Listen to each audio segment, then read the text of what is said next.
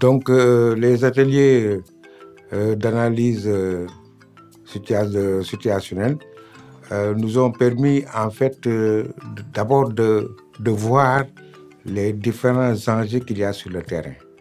Ça implique de faire des groupes qui sont spécifiques, des groupes de jeunes, des groupes de moins jeunes, des groupes de vieillards, des groupes de filles, des groupes de garçons.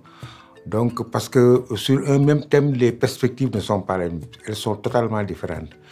Et ça permet justement de ne pas avoir une réponse homogène à des situations. Donc, c'est ça un plus au niveau des actions. Parce que finalement et fondamentalement, chaque groupe se retrouve parce que l'action proposée émane de ce groupe.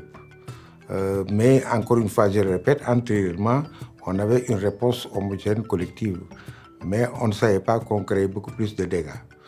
Et en regardant ces différents enjeux, comment nous avons fait maintenant pour les mettre ensemble autour d'une même vision?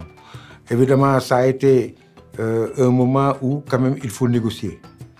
Il faut négocier, les parties prenantes n'étant pas les mêmes. Donc, chacun étant dans une sphère bien précise, avec des intérêts, comme je l'ai dit, et des enjeux qui sont particuliers.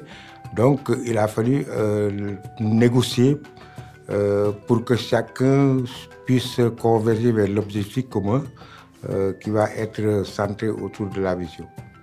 Alors, la posture intersectionnelle de genre a bel et bien modifié nos interventions d'une manière générale, en rapport avec nos activités, parce qu'antérieurement, il y avait des segments sociaux qu'on ne prenait pas en compte.